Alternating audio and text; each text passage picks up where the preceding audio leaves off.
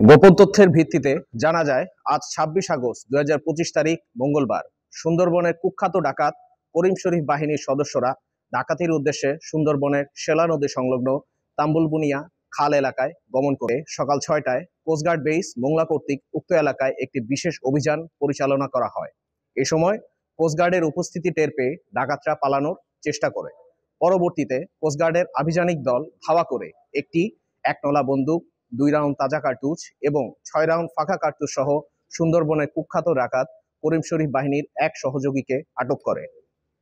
প্রাথমিক জিজ্ঞাসাবাদে জানা যায় আটককৃত ডাকাত আলমগীর হোসেন সাগর বাগেরহাট জেলার মোংলা থানার বাসিন্দা।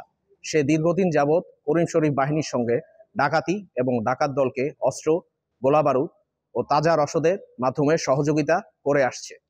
আটককৃত ডাকাত ও জব্দকৃত আলামতের পরবর্তী আইনানুগ ব্যবস্থা গ্রহণের কার্যক্রম প্রক্রিয়াধীন রয়েছে।